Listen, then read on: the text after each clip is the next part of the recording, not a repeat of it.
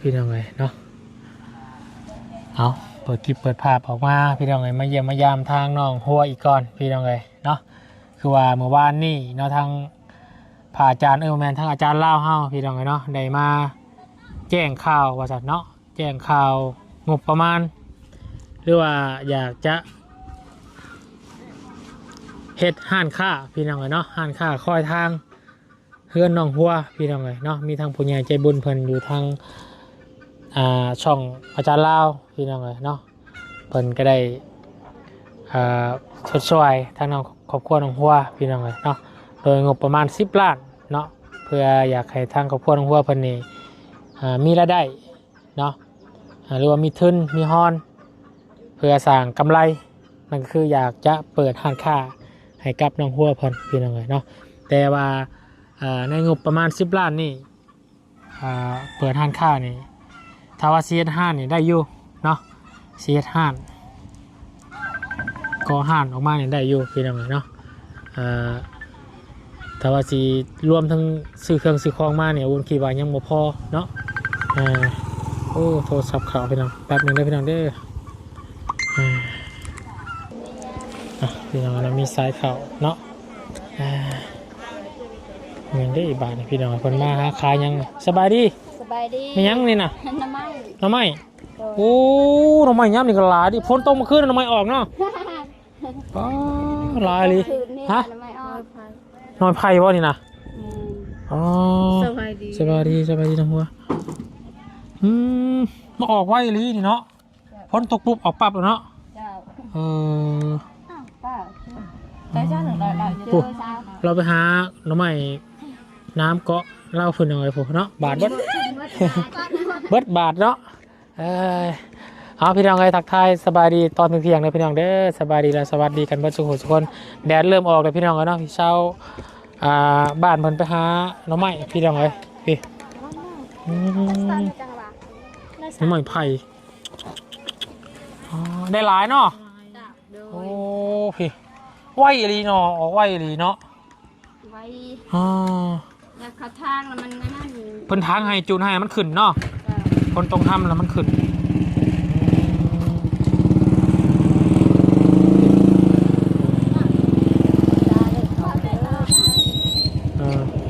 คนบ้านเฮาในบ่อน้องหัวคนในบ้านเนาะเขาบ้านกะลุก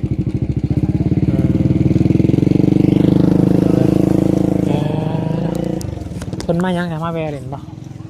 มาค้าขายน้ำใหม่ป่ะเรามาหาน้ำมันหาทั้งบ้านเจ้านี่โอ้ที่ท่วมหัวแล้วบ้านนี้น้องหัวไปเบิ่งไปสวน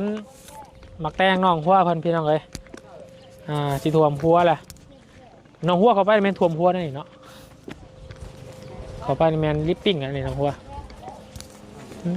จะอ่อนหมักแตงลาวพี่น้องเลยกำลังสีเป็นกำลังสีออกดอกมันเป็นนี่มากมันคือสีใหญ่เลยหน่อยเบิ่งนี่โอ้งามมาเลยพี่น้องเลยงามคือคนปลูกแล้วเนาะคนปลูกขี้ลายคนขี้ลายหมักแตงงามพี่ใบใหญ่แห้งเลยบริใช้พุ้ยใช้ยังเนาะใช่แต่ตอนมันยังน้อยอันพุ้ยขาแมงไม้ก็งามมะลิบริกายมากกับแมนซองเบิ่งพี่น้องเลยถามเพื่อนก็งามพักก็งามสิได้แต่คนบางคนก็งามคือการสิได้แต่คนว่างามคนก็งามคือการพี่น้องเลยเนาะมาอีกรอบหน้าเขายันเป็นมาร์กบัดนี้เนาะเริ่มเป็นดอกกันเนาะมันก็เป็นนะอีกประมาณโหเป็นนะที่ประมาณ5 มื้อได้กินแล้วนี่เนาะโอ้โหคือกันประมาณอาทิตย์หนึ่งได้กินแล้วเขียวอะไรเนาะเพราะว่ามันเป็นมองนี่เจ้าบ่เคยปลูกเทื่อมันบ่มันเป็นดินโพนเลยเนาะวันนั้นก็บ่เคยแต่ว่าดินบ่งามดินบ่งามมันเป็นค่อยเด้อันนี้ก็เป็นดินโพนดินดำดินพูเนาะนี่ก็แบบเขาจะเผาตลอดเลยอันนั้นไม่อย่างนั้นไม่คิเล็กนี่เขาจะเผาเผาไปคิเล็กตลอดเป็นไงน้องจันเฮาอยู่ทางเวียงจันทร์ ขามไปไทยแล้วบ่ ยังบ่ฮู้เราบ่ได้โทรมาเลยบ่มีฮอดเวลาเล่นโทรศัพท์ โอ้ เลิกเวียกดึกตลอด มีเวลาเลยเนาะ แม่น อืมอืมชงสมนุให้เพิ่นแล้วบ่ บ่ถ่ายส่งให้เราซื่อๆยังบ่ได้ฟัง เป็นได้บ่สบายเศร้าแล้วบ่เจ้าคือยังซึมๆอยู่เนาะ รู้สึกว่าหนาว สิเป็นไข้อยู่ประจักอืม เมื่อวานนี้ลงน้ำเสหนาวๆลงน้ำเส บ่ลงไปยังน่ะ ลงไปโสด ได้อยู่บ่ ได้อยู่พอกินเมื่อวานนี้แม่แกงอันใส่หมกมี อืมเอาคือว่าเมื่อวานในทางอาจารย์ลาวเฮาเนาะแบกแบกข่าวดีมาแต่บ้านพี่น้องเลยเนาะเพื่อมาปงหรือว่าวางอยู่กับครอบครัวของหัวนั่นมีแต่ผู้ใหญ่เพิ่นอยากจะซอยเนาะ โดย ซอยทางน้องหัวเรื่องงบประมาณเนาะคือความฝันของน้องหัวและน้องจันว่าอยากมีห้านค้าเนาะเพื่ออยากให้มีผลกำไรเกิดงอกเงยแตกกิ่งออกหมากมากคือแบบแต้งอะไรพี่น้องเลยแต่บางเลยมีงบประมาณให้10 ล้านนะบ่ โดย10 ล้าน4แสน 10 ล้าน4 แสนกีบพี่น้องเลยโอ้ยนอนดีมุกดีใจนำน้องหัวพันพี่น้องเลยก็ถือว่าการที่ตั้งห้างเนาะเฮาก็ต้องสร้างเนาะสร้างห้างค่าพี่น้องเลยเนาะเพราะว่าเพื่อนเล่านี่ยังสีว่างขายยังบอกเขาทีเขาทางบันไดพี่น้องเลยเนาะเพราะว่าต้องเห็ดเกาะกระเทิบหรือว่าเกาะห่านออกมาข้างหน้าเฮือนนี่เนาะนี่เป็นสีได้พี่น้องเลยแต่ว่าการยังบ่ฮู้ว่า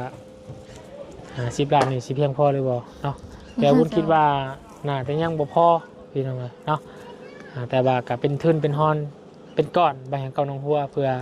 จะต่อยอดไปอีกเนาะเนาะ โดย เพื่อว่าคือเพื่อสิหามาได้30 ล้านแต่ว่าไปทำงานนี่กับป้าเนาะแต่สิยามได้แล้วสิเก็บได้เนาะ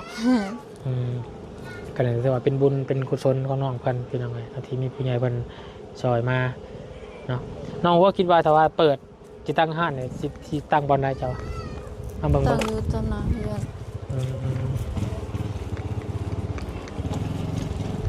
มาเบิ่งก่อนพี่น้องเนาะว่าความฝันของน้องคนสิเป็นจริงหรือบ่แต่ว่าก็โอ้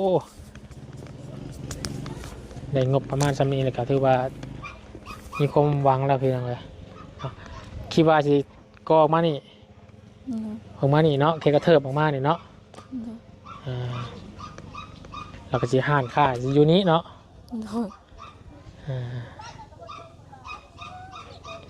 แต่ว่าการยังอีกโอ้เติบยุงอยู่พี่น้องเลยเนาะ1มานี่มองพื้นตารางเจ้านี่แหละมันยังบ่ได้เนาะมันต้องเฮ็ดกวาดไว้ไงกวาดตัวนี้ไปเขาทมตารางก่อนให้มันสูงเพราะว่ายังเพื่อย่างฝนมาเนี่ยมันสิบ่ได้ต้องน้ำมันสิบ่ได้ต้องเป็นอ่างอยู่หั่นแล้วก็กระเทิบออกมานี่3 เสาเนาะ3 เสาตั้งอยู่นี่มันง่ายได้พี่น้องเนาะเพื่อสิเฉพาะ10 ล้านนี่ก็จะเฮ็ดก่อสร้างก็จะเบิดแล้วเนาะ ขึ้นฮอนที่จะซื้อเครื่องซื้อของนี่ก็ยังบ่มีหั่นละพี่น้องเลยแต่กะให้น้องหัวเนาะยังน้อยๆก็มีทุนไว้ง่ายมีงบประมาณที่เป็นก้อนแล้วเนาะ10 ล้านแล้วคอยเก็บคอยออมไปหั่นแหละเนาะชงแจ้งข่าวนั่งน้องจันนี่ล่ะบ่ยังบ่ บ่ได้โทรหาเราเลยเพราะว่าเราบ่ได้มีฮอดเวลาเล่นโทรศัพท์เลิกเวียกประมาณ 10 โมง 11 โมงเลิกเวียกสำนั้นก็อาบน้ำก็สินอนบ่ได้เล่นโทรศัพท์กลางเว้นก็บ่ได้เล่นโทรศัพท์ เลิกจักโมงก็ ประมาณนั้น10 โมง 11 โมงนี่แหละ 10 โมง 11 โมงเลิกเวียกนะเข้าด้วยจ้ะ เข้าเวียกอันเราตื่นตั้งแต่5 โมงบ่5 โมงครึ่งประมาณนั้น คือว่าเมียกนักอยู่เนาะเงินเดือนเท่าไหร่ก็ลืมเลย 2 ล้าน5แต่ทะเบียนอันมาหันก็ว่า3 ล้านแต่มาฮอดนั้นก็ว่าหากำมา2 ล้าน5อยู่โดนเขาสิเอาคืนให้ เราว่ามันหมดเดือนนี้ว่าสิสอบเวียกใหม่บ่ไหวแล้วบ่ได้นอน เนาะมันโอ้มันเลิก10 โมงเพื่อสินอน11 โมงตื่นอีก5 โมง เพื่อสิแล้วอันถ้าแล้วอันเขาไล่สดสำใดก็อันได้นอนสำนั้นได้พักสำนั้น โอ้มันเป็นเบียกที่ว่าบ่เป็นหมู่เนาะเพื่อกับโซลามันเด็กแล้วพอไหลสดเนาะ แม่นพัดอันผู้หนึงอันอยู่ในหันนั้นเขาเฮ็ดก่อนอันเขาแบบเขาเช่าห้องแถวเขาอยู่ห้องแถว เขาเช่าห้องเองอันเดือนหนึงอัน4 ล้านบ่เขามาเวียก8 โมงเขาเลิกเวียก5 โมง อืม เขาอยู่กินอีกพัด4 ล้านเอาอันเฮ็ดเวียกอันบ่จำกัดโมงพัดเงินเดือน2 ล้าน5มันก็บ่ไหว อืม เลิกเวียกก็ดึก อืม เฮ็ดกินให้กับเจ้า อืมแม่นนั่นแหละ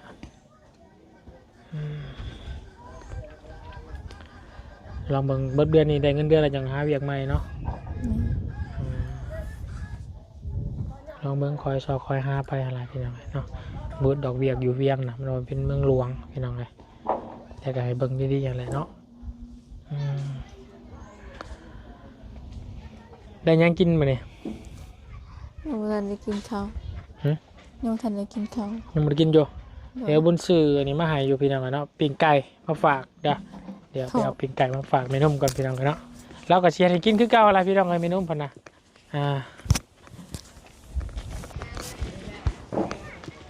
พี่น้องปิ้งไก่เซโน สดจ้าจ้ากินข้าวละ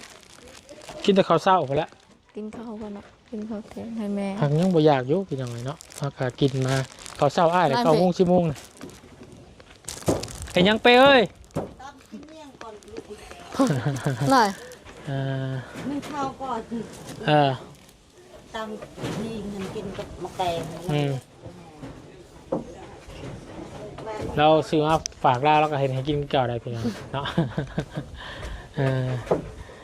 มาเมื่อนี้อากาศเย็นๆเนาะฝนตกเมื่อคืนนี่พี่น้องเลยทั้งนี้ตกอยู่ป่ะ ตกคือกัน ฝนตกทำดอกม่วงเนาะ ตกก็แต่ก็ตกบ่ได้แฮงตกอันพอดีซุ่ม ว่าจะตกกับทางชาวบ้านเมืองกับไปหาหน่อไม้มาแล้วพี่น้องแป๊บเดียวเนาะว่าแต่ฝนตกตรงนี้ธรรมชาติไปเดียวแทนนี้มันมีหาง่ายอยู่เป็นพวกหน่อไม้เนาะต่อพี่น้องเลยนี่แหละว่าเรื่องหานคาเขาคือเก่าพี่น้องเลยเนาะลงมาจากบันไดนี่แมนเดี๋ยวนี้เนาะมันต้องมีประตูปิดอีกเนาะคือว่าเนาะสุภาพเปิดหานคาอยู่นี่เนาะเวลาปิดเขาก็ล็อกอย่างนี้เลย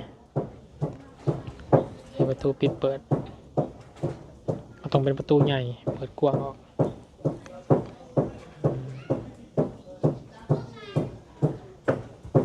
วนกันยังคิดภาพวาดภาพยังออกอยู่พี่น้องเนาะสิแบบทว่าเนาะไอเดียจริงๆแบบพี่น้องมีความคิดเห็นอย่างไรเนาะฝากคอมเมนต์มาบอกเนี่ยพี่น้องเลยเนาะสำหรับเพื่อนหลังนี้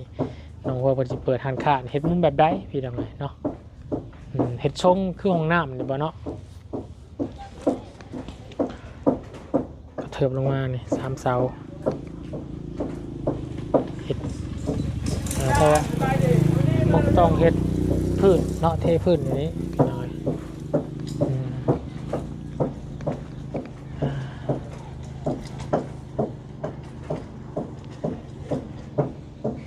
คอยเห็ดไปน้องหัวเนาะเก็บงบประมาณก่อนเด้องบประมาณก็ยังบ่เพียงพอพี่น้องเลยเนาะหยุดชุ่มๆเสาๆเนาะช่วงนี้เนาะ อากาศหนาว ชุ่มๆเสาๆจะว่าอกหักจักเนาะ บ่ ยังบ่มีเนาะ บ่มี ดีแล้วพอคิดกระยาเนาะฉะนั้นมันจะปวดสมองเสียได้บ่จักสิคิดไอเดียสร้างความฝันเรื่องหันจนเรื่องความหักของมันลืมไปเลยนะ ใครอยู่แต่ว่าถือคนที่เขาอยากมาต่อเติมในชีวิตของเขาเนาะถือคนดีก็ดีพี่น้องเนาะเอาบ่ได้แล้วเนาะโชคชะตาบุญวาสนาอาจจะมีคนมาต่อเติมในชีวิตก็มีสร้างความฝันหันให้เป็นจริงก็มีเนาะแต่ว่าให้น้องเบิ่งให้ดีมีสติในการ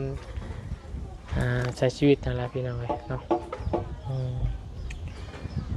มาว่านว่าสิมาเยี่ยมเพิ่นกับตอนแรกว่านมาคำเนาะเพราะว่าพาทางน้องนิวเพิ่นไปหาหมอเนาะ โดยน้องนิวเพิ่นเศร้าแล้ว ใครเนี่ยแล้วเศร้าแล้วเนาะเมื่อวานก็ออกจากห้องหมอกับดินดองเล่นกับน้องอยู่พี่น้องเลยเนาะใครเนี่ยแล้วเป็นกินอาหารเป็นพิษ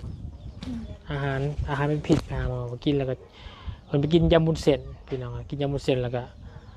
ข้าวเราบ่ได้กินข้าวอีหยังเราไปกินยำกินหยังแล้วก็ประมาณ2 ชั่วโมงก็ว่าสินอนเจ็บบิดจุกขึ้นมาแน่นขึ้นมานะแล้วก็หากออกมาพี่น้องเลยพาไปหาหมอกับใครเนี่ยแล้วใส่สโลมใส่ ได้เบิ่งคลิปเมื่อวาน คลิปกลางคืนเนาะพาเพิ่นออกไปประมาณ11 โมงครึ่งออกจากบ้านเนาะเหยียบรถไปเจ้ามันเหยียบแล้วลูกข้างอ้อยเจ็บอยู่พี่น้องเลยแค่นั้นแต่ถึงช่วงขออยู่พอดีเนาะถึงช่วงบ่อยู่เนาะลำบากอีกแล้วผมมีคนอยู่พี่น้องเลยพาไปหาหมอเราก็ยังโชคดีอยู่น้องนิวก็ได้ยังมีพออยู่ทำพี่น้องพอได้พาไปนี่แหละมีแต่ประมาณนั้นแล้วน้องเนาะให้สู้ๆแล้วพี่น้องน้องหัวกันเลยเด้อเก็บหอมเงินเนาะทั้งพอได้ไปเยี่ยมอยู่ป่ะ เดี๋ยวไปเยี่ยมอยู่อาทิตย์ ทีหนึ่งเนาะ อืม เยี่ยมธรรมดาแล้วเนาะ แล้วไปส่งข่าวให้เพิ่นซื้อๆแล้วก็อันพบอยู่ในฮะ เราเยี่ยมพิเศษยังกับมันต้องใช้เงินหลายเนาะเยี่ยมธรรมดาแล้วพอได้ยินเสียงปากเสียงเว้ากันฝากเครื่องฝากของฝากในกินให้เรา พอได้ถามเพิ่นว่าสบายดีอันเพิ่นว่าสบายดีก็มีแฮง แต่ก็อยู่สวรรค์ตะกี้เนาะเป็น2-3 ปีบริปียำลาพี่น้องเลยจังว่าพอ เพ ทาง ราะว่าอยู่สวรรค์เฮาต้องมีเงินหลาย คาเราคาล่าง นี่เฮาไปรู้จักใส่น้ำมัน50,000ก็ฮอดเพิ่น นี่แล้วอีกบอกกี่ปีแล้วก็ออกมาแล้วประมาณปีปลาย2 ปีแล้วเนาะหดเอามาพอเดี๋ยวเพิ่นมาแต่พี่น้องเลยมาสร้างสาพัฒนาเอาหูเพื่อนให้เพิ่นเบิ่งอยู่ป่ะ โดด เพิ่นว่าได้ใด เพิ่นก็ดีใจ ขบุญก็ยังบ่เคยเห็นเพิ่นจังเทื่อพี่น้องเลยหางนึกภาพออกอยู่แล้วคือเตี้ยเนาะ แต่อย่า หัวขาวบ่ผมดำบ่เบิ่งน้องหัวนี่ก็ได้แล้วเนาะ น้องนี่สิคือพ่อ ว่า เตี้ยคือพ่อหน้าตาก็คือพ่อ เบิ่งน้องหัวแล้วก็แล้วพอน้องหัววันนี้พี่น้องเลยจะได้สู้ๆเด้อเนาะเป็นกำลังใจให้พี่น้องเลยเนาะ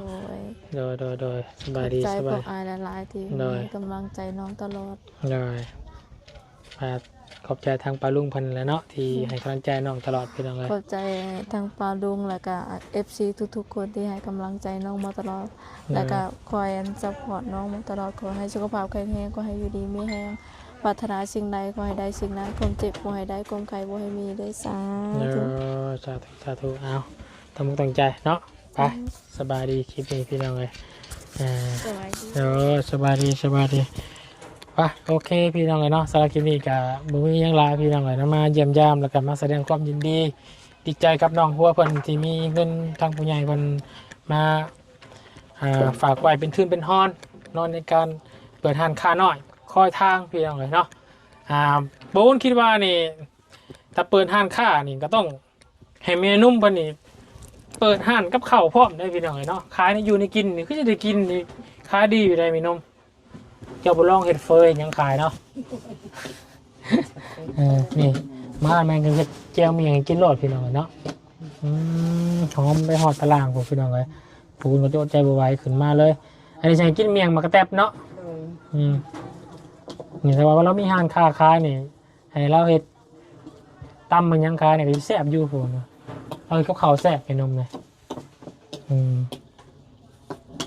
ถ้าเจ้าเฮ็ดมีข่อยและบุญหนึ่งจะเป็นลูกค้าประจำไปแดกก็ไม่ใช่แม่นี่เฮ็ดเองมา ซื้อหนุ่มครับ20,000มาสิ ไปแดกไอ้ทั้งบ้านเขตคนนี้เป็นเอาไปแดกหน้าปลาซิว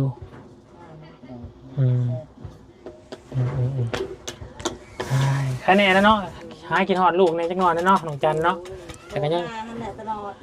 แต่ก็ยังเป็นห่วงอยู่ เพราะว่าบ ว่าวุ่นวายเฮาแม่เอ้ยเมื่อเด้ออดเด้อสู้ๆบ่ได้นอน11โมง10โมง อ่า นั่นก็ว่าบ่ได้เปิดเวลาหั่น อืม เวลากันแล้วอาบน้ำให้แม่โทร อืม ว่าบ่ได้ตื่นแต่5โมงเขาตื่นหั่น อืม ก็ว่าอดเอาหั่นน่ะ อื เด้อ มอืมอืมอืมส่งหาเพิ่นอยู่ตอนขึ้นไปใหม่พี่น้องสู้ๆเด้อน้องเด้อว่ะให้กำลังใจน้องกันพี่น้องเนาะอันนี้จะไปกินเนาะ โดยให้ลง มาจะหาจะมาให้ โดย ขึ้นมาเอาหอเทือนได้พี่น้อง แซ่บอยู่แล้วสีมือแม่นมนี่พี่น้องเลยเนาะ พวกกันยังให้ได้หลายอยู่ โดยแม่โดยมาพี่น้องมากินแจ่วเมี่ยงมาจานเอานี่เมี่ยงกระแตบกัดพี่น้องเนาะเอาโอเคพี่น้องสบายที่นี่ลาแล้วเด้อสบายดีเบิร์ดสุขุทุกคนอยู่ดีไม่แห้งพี่น้องโชคมันร่ำรวยเฮงปังให้อยู่ดีไม่แห้งเบิร์ดสุขุทุกคนสำหรับที่นี่ไปแล้วสบายดีเบิร์ดสุขุทุกคนเด้อ